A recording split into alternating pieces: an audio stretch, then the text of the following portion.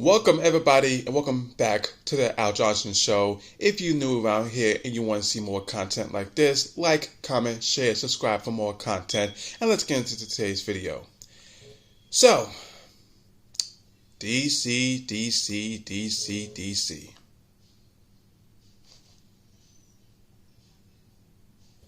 What have y'all gotten yourselves into now? Well, if you guys don't know what I'm talking about, last week, I believe it was last week, The Hollywood Reporter put out a news article saying that Wonder Woman 3, co-written by director Patty Jenkins, was not going forward, and it's likely that the DC universe will get a reboot under James Gunn. In that same article, they brought up how it's unlikely Man of Steel 2 will happen. It's unlikely Black Adam gets a sequel, or if The Rock comes back as Black Adam. It's unlikely that after Aquaman 2, Jason Momoa will no longer be Aquaman. And it's also announced, same article, that there was going to be a spin-off movie of The Flash starring Michael Keaton, in which he would be getting be in a third Batman movie, which would have been Batman Beyond. Which was weird in itself. You have Batman Beyond in modern world, which looks nothing like what you know of Batman Beyond to be. And after all of this, James Gunn, he put out a response to the Hollywood Reporter article, saying some to the effect of how there are parts of what they said was true. Some of it is half true. Some of it is not true. Some of it's some of it is uncertain. But what me and Peter Safran are certain of is that when we took on this endeavor, we knew that there would be lots of hurdles along the way, and that we would have to really construct a cohesive and really structural narrative to fit certain stories and where it's going to go. Even going as far as to say, we know along the way the decisions that we make regarding this DC universe won't make people happy, but we are far more capable of delivering to you guys the stories that you've come to love and the characters you have grown to love. That is our mission of the DC universe and what we're planning with this new venture. And me personally, I think that was a great response by James Gunn, and a very respectable quota. I even liked that he said that, hey, listen, there's going to be people who won't like the decisions that we make, but for the sake of the story and the characters, we feel that these are the best options. And I think that's good. That's a good idea to have. And sometime after that article came out, then there was two separate articles. One involving something that's still currently and weirdly ongoing, which is the whole notion of how profitable is Black Adam as a movie and as a product or as a character. Like I said, that's still ongoing.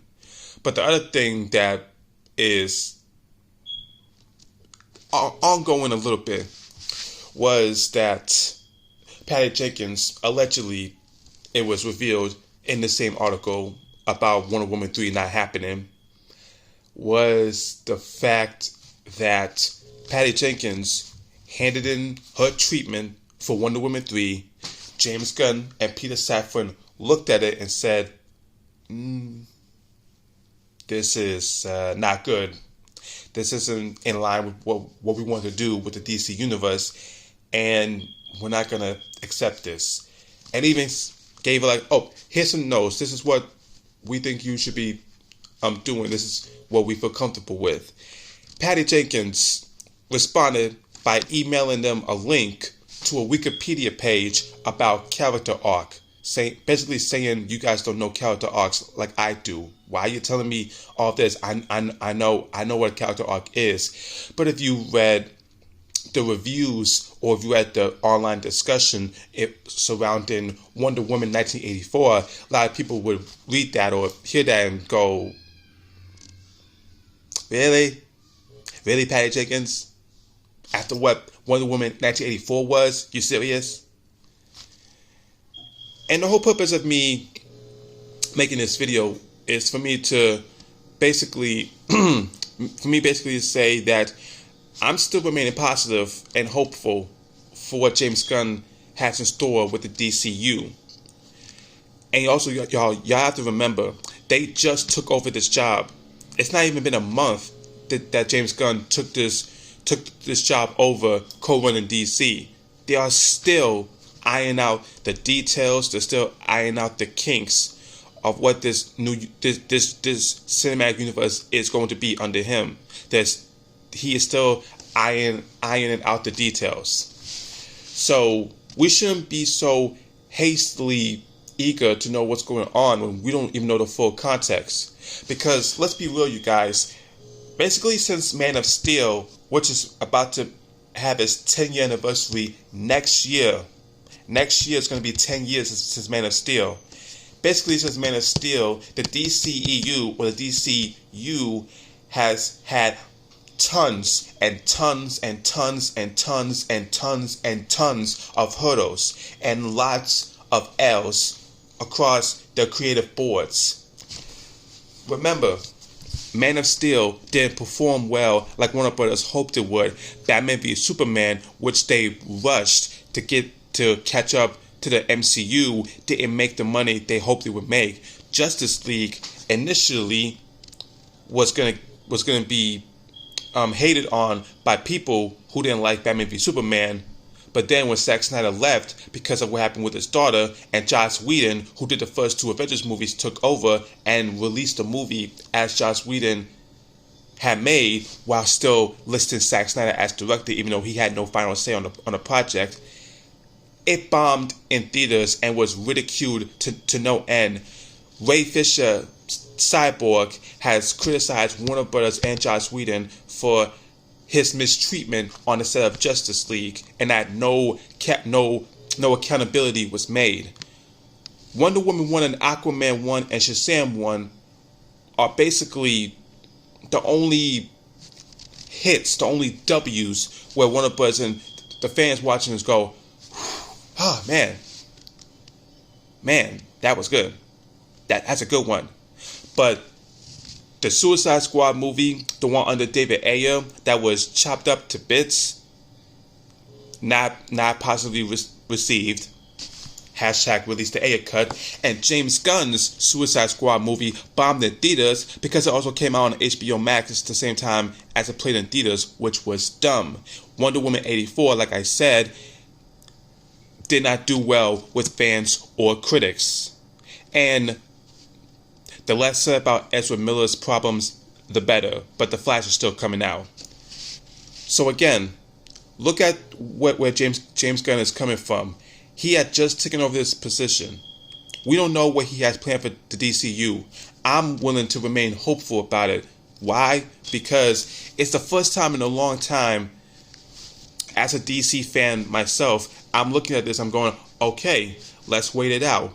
Let's see what's the plan. Let's stretch out what this new plan is. And I think fans should give James Gunn a chance. Remember, he came from the MCU. He gave us the Guardians of the Galaxy franchise as we know it. Guardians 1, one of the best MCU movies ever. Guardians 2, while not as good as the first one, is still very solid. And people are in love with the holiday special and Mantis's expanded role and are excited for Guardians of the Galaxy 3.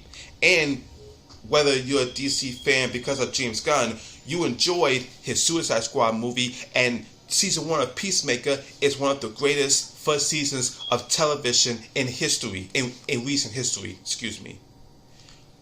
Why would you not be excited, or at least have the patience to see, or have the foresight to see what James Gunn has in store for us? We don't know what James Gunn is planning. We don't know if it's going to be a full reboot. We don't know if it's going to be a soft reboot. We don't even know if certain players are still in. We don't know if Jason Momoa is leaving. We know Ezra Miller is leaving because, but Gal Gadot, Ben Affleck, who's been off and on with Warner Brothers and DC, Henry Cavill. We just got Henry Cavill back as Superman.